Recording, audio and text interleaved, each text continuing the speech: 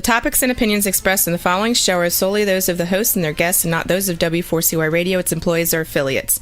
We make no recommendations or endorsements for radio show programs, services, or products mentioned on air or on our web. No liability, explicit or implied, shall be extended to W4CY Radio or its employees or affiliates. Any questions or comments should be directed to those show hosts. Thank you for choosing W4CY Radio.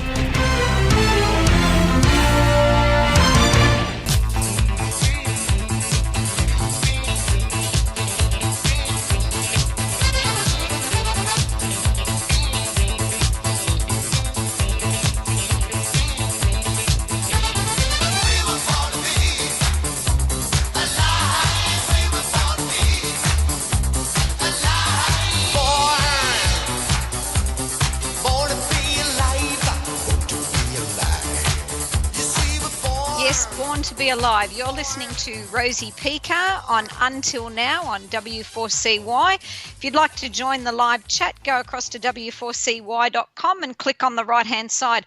And there's nothing like dancing that lets you know that you really are alive. However, some of us, and especially because I come from a background as a former cop, know that some people live lives on the edge in order to feel alive. Now, you know, I certainly was one of those people that's almost like another lifetime ago now. However, I'm on a worldwide journey of personal discovery of how to lead, love, and succeed without those extremes. So I've learned that you can add more life and inject enthusiasm, amp up appreciation, all on a moment's notice. So my question is it going to be this moment? So those that have got your questions, please come across to w4cy.com, click on the right-hand side. I've been asked a question, were you on tour? Yes, I just was recently in the US in Dallas and LA. However, we've got an Australian tour coming up at the start of January, I believe, a few cities here. However, lots of these programs, if you haven't been able to catch up on it beforehand, are restreamed on iHeartRadio that you can download and listen in, or go to kickbuttwith1t.com.au and pick up any kind of information you like to know. What kind of tour? Well, motivational speaking and leading from extremes, which is what today's topic is about, because I hear a lot of people that come across with challenges, with problems, with dilemmas, with difficulties, all the buts, those bloody useless thoughts as to why they can't get the results that they see other people around them getting. So today's program is dedicated to being the leader in your own life, and irrespective whether it's personally or professionally, there is a 3-part P.A.P test I've put together. Yes, you heard me right, P.A.P, P.A.P test, irrespective of the accent. I keep things really simple. Those of you that have been listening for a while will work out these are Rosie-isms. And how can we live in the moment, as one listener's asked? We're going to be getting to that starting from right now. Now is the only moment that is. Whatever's gone before this moment counts for nada, zilch, diddly squat, if it's in the negative.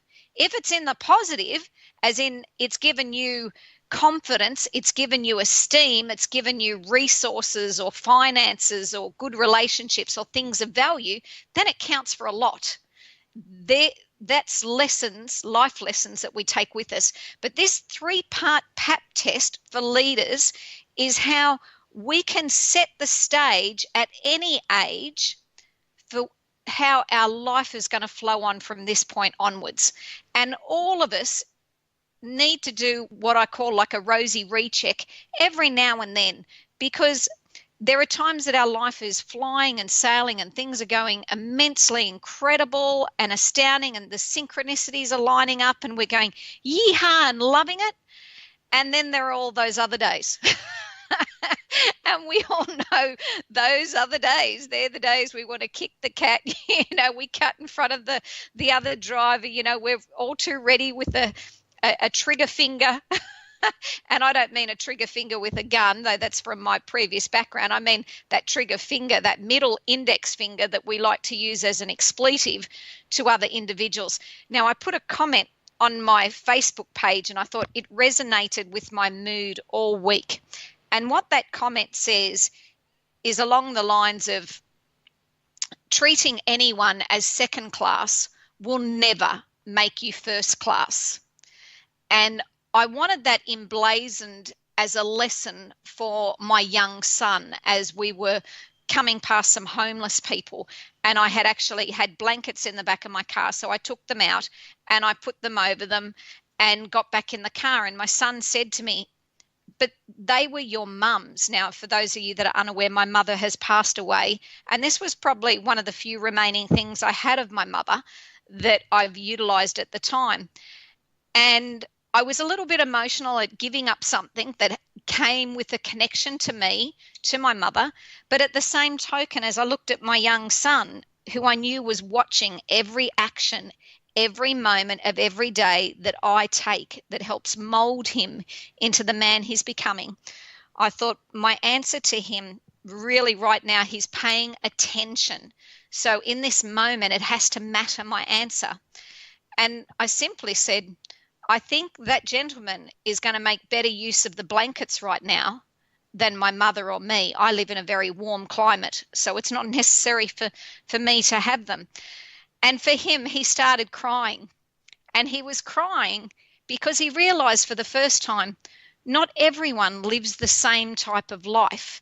And the fact that someone is not excelling, and a person sleeping on the street, I think we can all agree that, you know, they would say within their own lives, they don't feel like they're being successful, that they are excelling. Maybe I'm wrong here and I'm open to be corrected. However, when someone is in that position and we're in a position to assist in any way, that's a gift that we're given. Now, I'm not telling everyone go race out and, you know, give your blankets and your pillows to the first homeless person that you come across. If you do, bonus. If you don't, it doesn't make any difference. What I'm saying is you have to be your authentic self in the moment of realizing that every individual walking this planet is equally as important as any other. There are none of us superior and none of us inferior. There might be a distinction in the moment of circumstances, but that distinction in the moment in circumstances has no reflection on the character, the morals, the honor, the integrity of the individual. So that was my message for today, because leaders leave a legacy.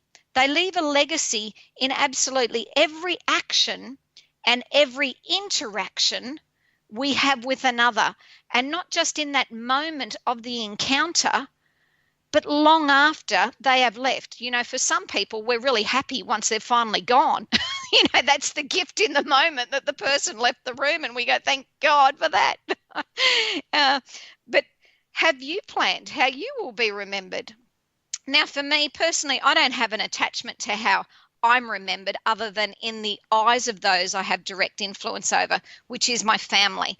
And then from there, it extends to my friends. Then it extends from there to those that are clients and customers and other relationships. So, you know, the importance is everyone's going to perceive, in a sense, how they are. The best I can do is how I act, how I demonstrate on a daily basis. So I came up with this 3-step test for myself as a rosy reminder for me to stay on track, because if your aim is off, when you've set yourself a target or a goal or any ideal, and that word ideal is broken up to mean I and the deal I get. And, you know, we meet lots of people in this life who are complaining about the deal that they've got, or whinging about their circumstances or their problems or difficulties. And you also know the type of people who are talking up the deal that they've got, the amazing things that haven't eventuated yet, but they're talking on the opportunity. They're talking about the excitement of what possibly awaits around the next corner. It's not even here yet. It's like kids at Christmas.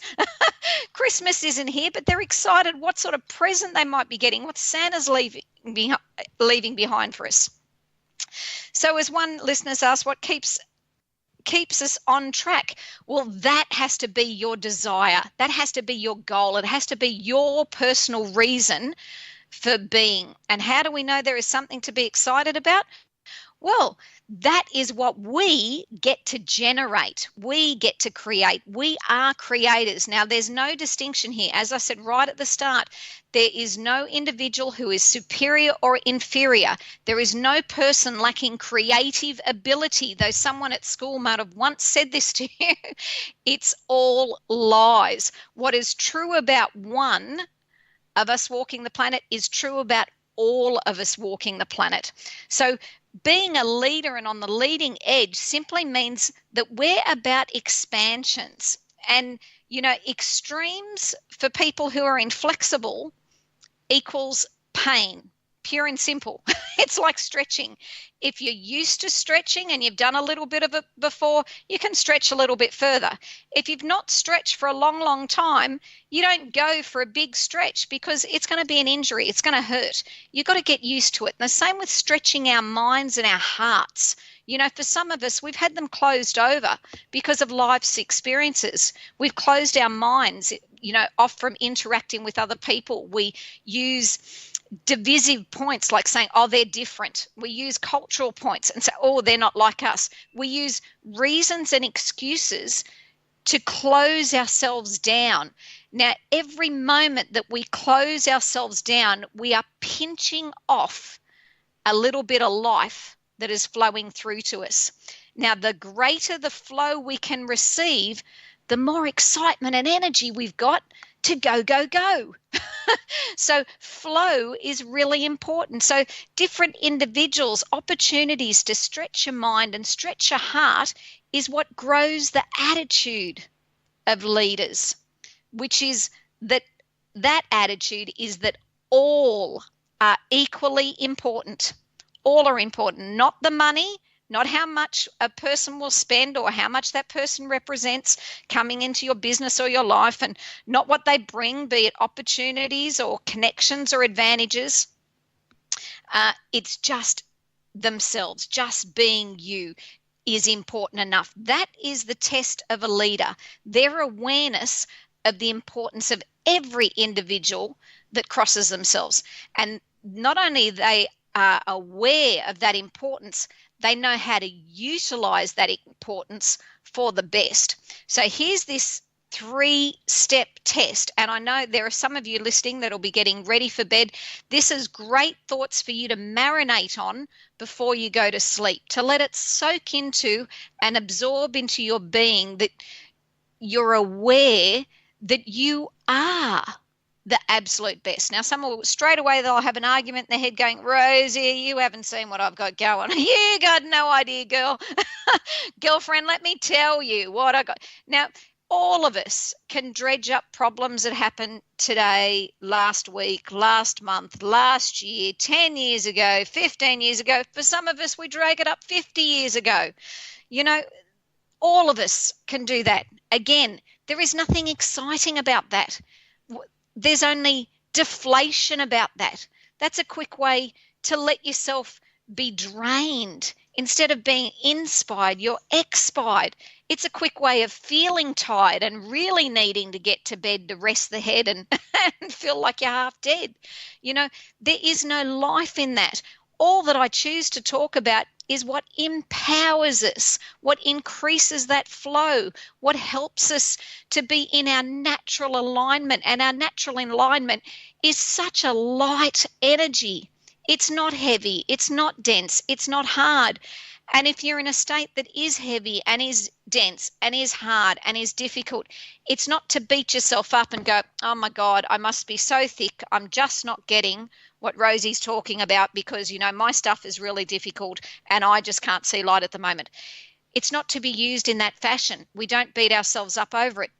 When we know better, we do better. So here is an opportunity, because leaders take every opportunity, every interaction, every action in order to grow from, in order to expand from. So lesson number 1 in our 3-part P.A.P test, and I call it P.A.P because it stands for all leaders have.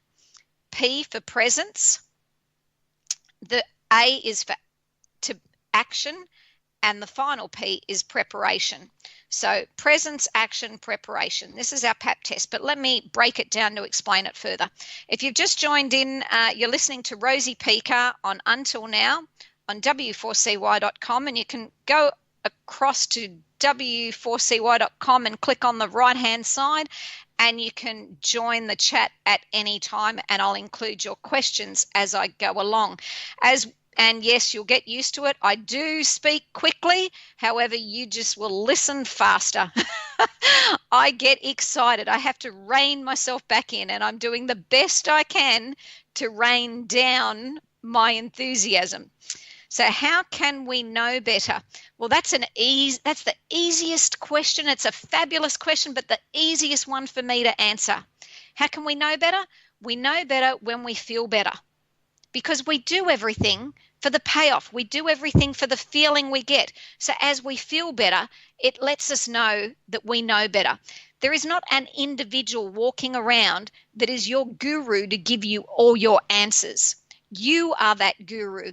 You are that leader, and you are, whether you choose to own it or not, on the leading edge of your life. You are taking your life further today than you have ever taken it before. You're taking it further in your head, further in your heart, and further in your steps and goals and plans and dreams than you ever have before. And my intention and my goal today is to share the knowledge I have, because as I said, if your aim is off in respect of that goal, that direction of what you want to go, you're not going to get there. Your results will be off.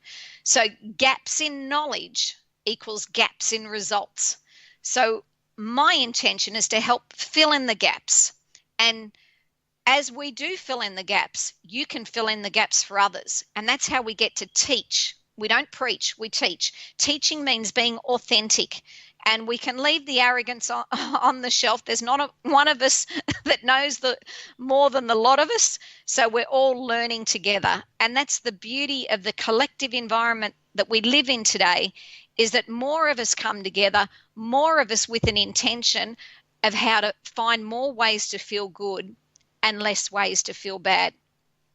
So if your goals don't excite you and delight you, if they're not something you want to plan towards achieving, then I tell you, get a better goal. If you have zero goals whatsoever, you're just filling in time. And that chewing up time is using up life force.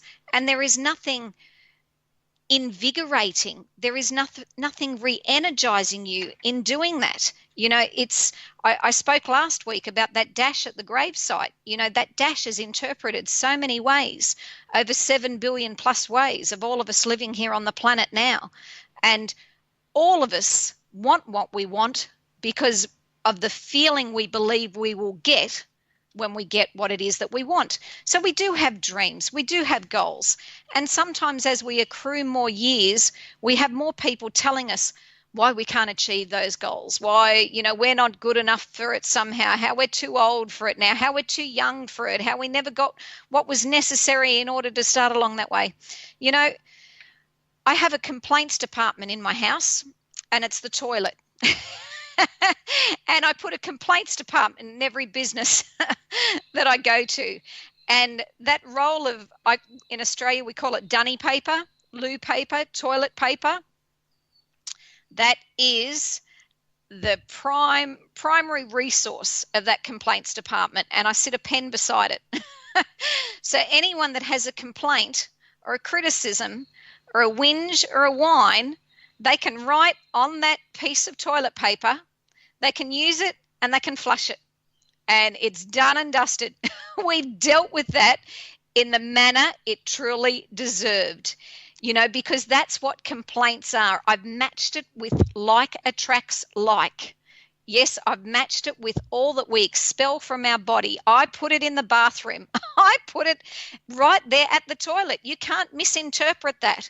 That's what I think of your complaint. That's what I think of your criticism. That's what I think of your whinge. And it is used there the same way as that toilet paper. It is you. That is my action for it and my reaction. Now, if you need more action, if there are people that aren't happy with the way that you deal with their complaints in this fashion, then that comes with confronting constructively versus destructively. And we all know the types of people who like to confront destructively. I've seen in the last couple of weeks a few examples of people who knew how to confront destructively, and they were, ready to be in a rage in a millisecond. They were sweating the small stuff. They were so over the top in their reactions and responses that were completely inappropriate in the moment. So this is managing self. This is about leaders. Leaders choose their actions. As I said, every action, every interaction leaves a legacy long after they've left. So if you have a criticism and a complaint that needs more action than being flushed down the toilet, we can confront it constructively. And what does that mean? It means if you're going to give me a complaint, give me suggestions for improvement. If you're going to whinge and give me criticism, give me answers together with solutions. Trade places with me to help me figure it out, because I'm doing the best I can. If you know better, fill in the gap, share it with me. And we don't need to do that arrogantly. We can do that in a way that is supportive and encouraging. We can seek out external input from different industries, different personality types, from different cultures, all to get answers. That's the beauty of our world today, that the World Wide Web has closed down so many gaps that existed before. We can get answers, so long as technology is working, in a millisecond to any question that we have. Whether those answers are correct or not, we'll apply and we'll find out as we go along. But don't just be facts and fault finders. We've got tons of encyclopedias and we've got Google for that. We can be innovative and creative and clever. And yes, as one listener's comment, it's caused issues as well. Oh boy, our conflicts around the world is because someone has an attachment to being right, to their one and only answer being the right answer. We see this in religion. We see it within science. We see it within ancient history. We see it repeated in so many avenues. The fact that it has been part of our past doesn't necessarily mean it has to continue to be that way in the future, unless nothing changes.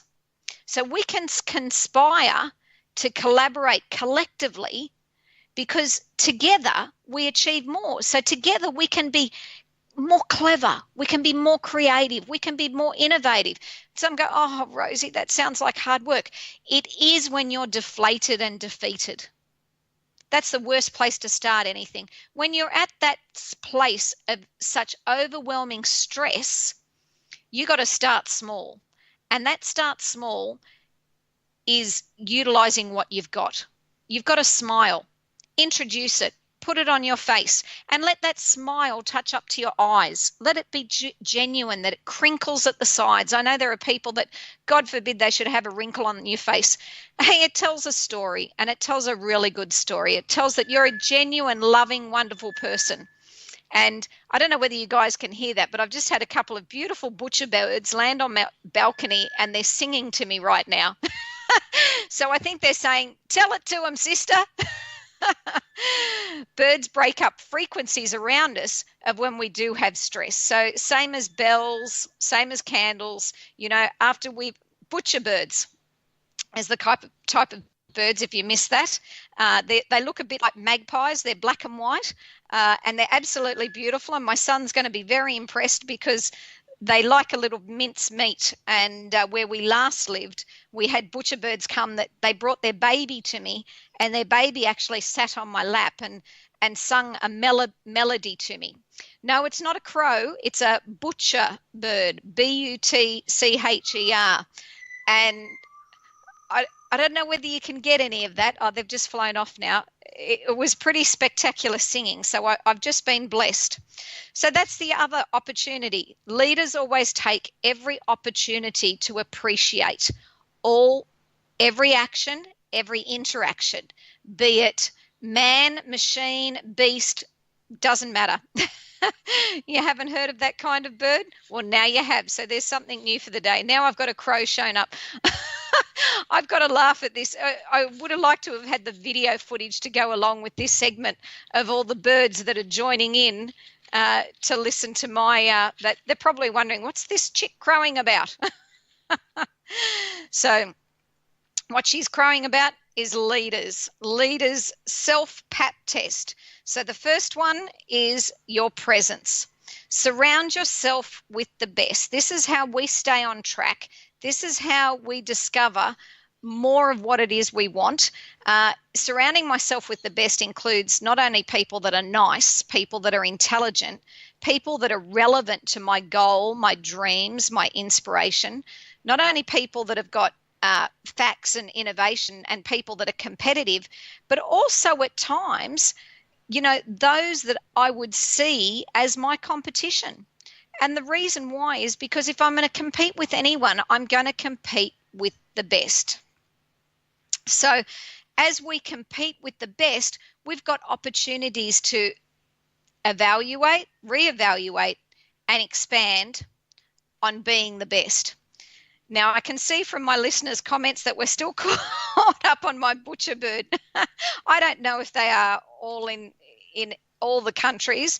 They're magnificent creatures, and if at some stage later you're welcome to my Facebook page, and if you scroll through on Rosie Pekar, P-E-K-A-R, you'll actually come across, I uploaded a video of the bird singing to me, and you'll hear its song because it is rather beautiful and spectacular. But they are known for, as I said, any birds that come along. We also get the lorikeets here, which are very colourful birds. Lorikeets in the northern part of Queensland where I am, or southeast Queensland. Not sure if you've heard of that kind of bird, the lorikeet. They are very vibrant in colours. So they're green and they're red and they're yellow.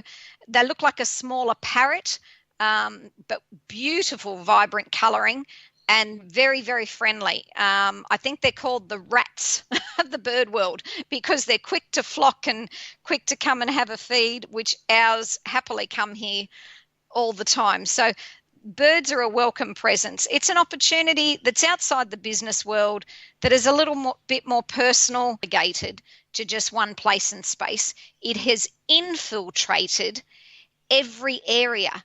And no sooner are you talking to them than all of a sudden it's spilling forth into your life as well. It's toxic stuff. So now is the opportunity to take action on that, to have a plan.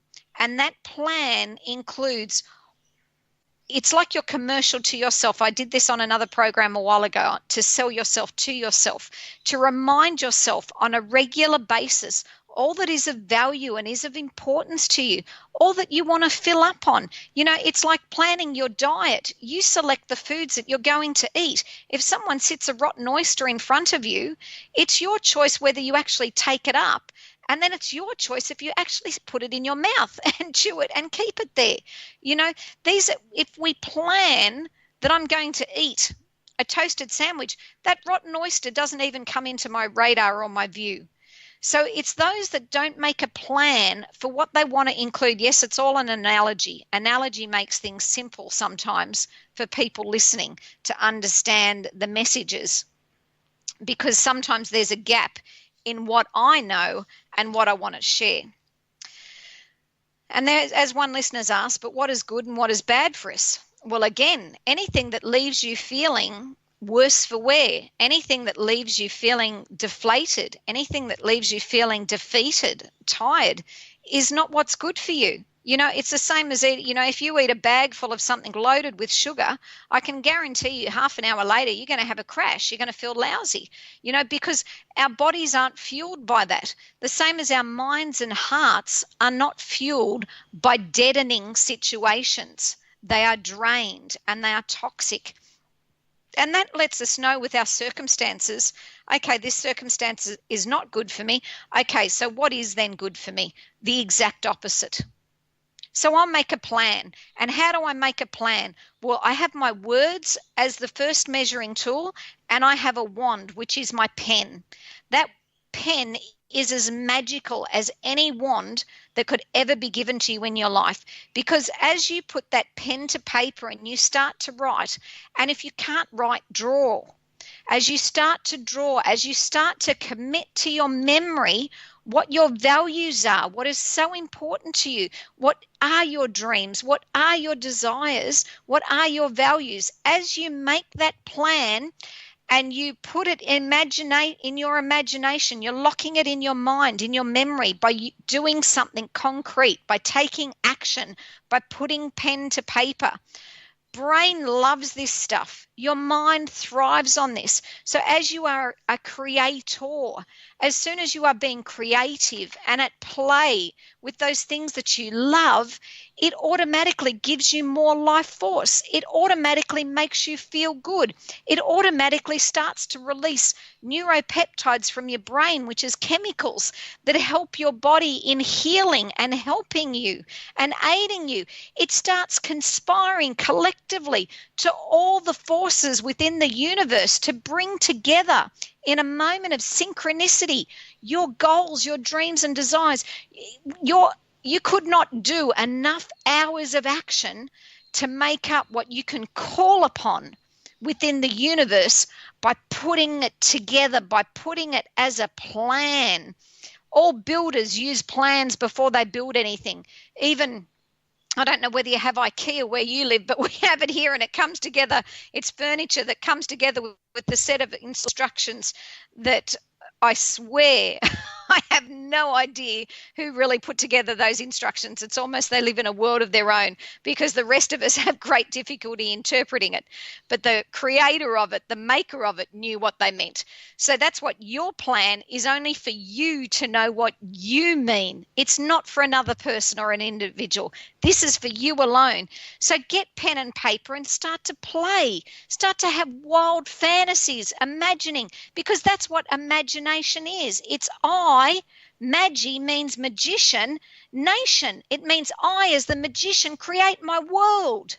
That's what imagination is for. Einstein, the smartest man of the last century, stated clearly, imagination is more important than knowledge. Imagination becomes fact, but you've got to plant that seed. And that seed is putting that pen to paper and writing the words that have value to you. It is drawing the images that inspire with you a reminder of what is it your plan? Where do you intend to go? Where do you see yourself a year from now, 5 years from now, 10 years from now? Some of us can't think that far ahead. Some of us go a week from now.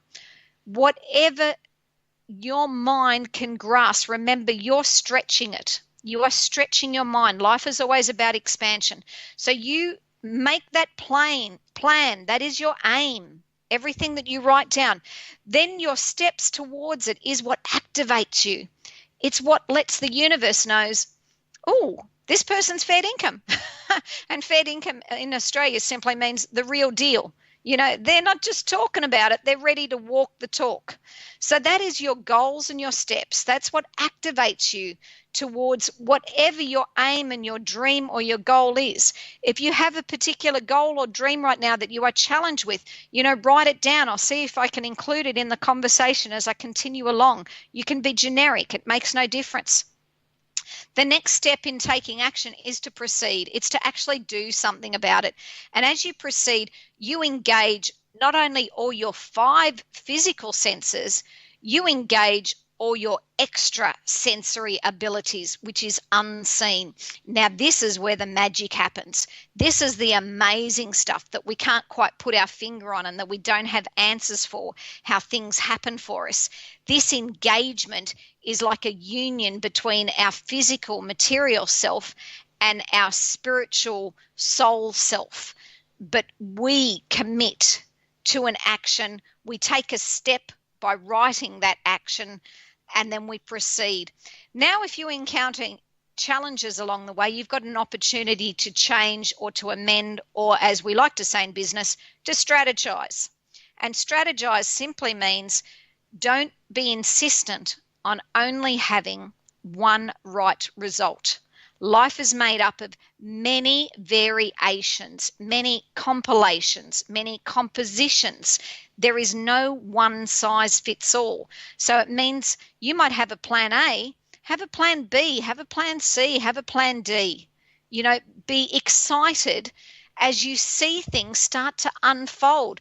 That excitement is pure energy that if you could bottle that stuff, we would need no other energy source on this planet. So any opportunity, any moment that you can encourage excitement within yourself for whatever it is. Some people are excited just to see their grandbabies. Some people are excited, when their paycheck comes in. Some people are excited for the hot date that they've got happening. Some people are excited just to lay down on the couch at the end of the day and watch TV. I don't know what it is that thrills and excites you, and I'm not here to tell you that. You know what gets your juices flowing. When I sat on a horse recently, it reminded me, that's what I love to do. I forgot about it. So now I've made a plan and taking steps towards actively being more involved around horses because it's part of what fills me up. So remember the things that excited you as a child, what thrilled you, what filled you. This is your opportunity now in this moment to remind yourself that life's not done, life's not finished, and mediocrity is a cop-out. It's a belief that you are not the magnificent creator that you genuinely are. And it doesn't feel good because that belief is in a lie. The moment you are aware of the truth that you are a magnificent creator, that you can hold the highest ideal for yourself and others, that you take action by taking aim, planning those steps and proceeding along the way, those juices flow even more and more and more. Because inertia plus time equals stagnation. Ideas fall apart, money runs out, support disappears, relationships break up, dramas, continually unfold. Inertia is not the natural state of any human being. We're about life, and life is about flow. Life is about expansion. It's about growing. All of us are doing this, and as we resist it, it becomes painful. As we persist in resisting, that pain gets extreme. And that pain gets extreme by self-defeating and self-deadening habits and lifestyles. So the final part of the P.A.P test for leaders, as I said, the first part is your presence. Surround yourself with the best.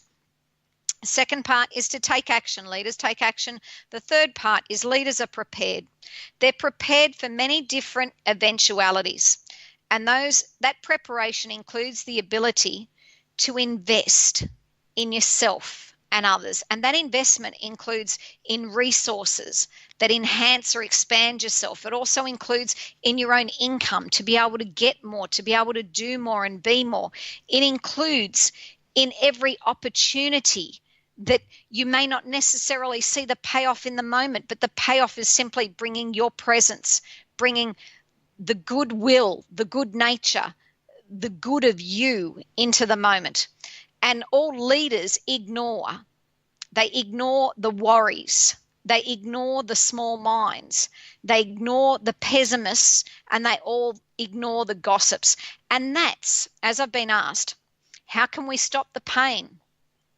And how do we know the payoff will be there? Well, they both come in from the same way. You know it will be there if you put it in your plan. You are the creator. If it's not in your plan, it's not going to be in your end result. So you put all the things that you see as your payoff in your plan. Then you juice it up. You juice it up with all the little steps along the way that let your mind and your heart know that you're achieving, that it's feeling good, that it's fulfilling, that, there is a little thrill within it. All of that is letting you know step by step that you are proceeding towards that aim that you have put right at the start. You've put it to paper. If you don't put it to paper, if you don't make a plan, life will happen. And life will happen possibly in a direction you want and possibly in a direction you don't want. I deliberately create. That is my power. That is the privilege and the opportunity that I'm here to share with many others. So we stop the pain. In a moment is all it takes. In a moment we can smile. In a moment we can redial. Redial means amp up that appreciation that you have for anything happening in your life right now and dial down the drama. We can breathe. As we breathe, we take a pause. And as we pause, we reflect. We reflect on what's working. So as I've been asked, life can happen with or without you. So how can we be in the know? We be in the know by that plan. That plan is what you bring your presence to. That plan is what you take action on. That plan is what you're preparing for the payoff. That's what preparation is about. That's why we invest in ourselves. That's why we ignore the worries of others. And that's why we stay inspired. We inspire ourselves with a self-pep talk to ourselves and to others. We demonstrate by what we do. That demonstrates our own ethics, our morals, our character, our honor. That is what makes me feel good, is knowing that I've done the best I can. What others think, if they don't think it's the best, well, they can go and do better. As they do better, they demonstrate to me another way of how to. But I'm doing the best I can, and that inspires me. It's your performance on a moment-by-moment basis that you are observing, and that's what makes you feel good or makes you feel bad. But if we don't know what is best for us, how can we move forward in the right direction? You will know what is best for you. That is where, I guess that's a little bit of doubt that you're that magnificent creator. So there's one message I want to make sure that you understand is that, there is not one of us who doesn't have this ability. All of us do. Now, if you choose, okay, I have this ability, but I'm not so sure how to use this ability, that's your next question that you're putting in your plan.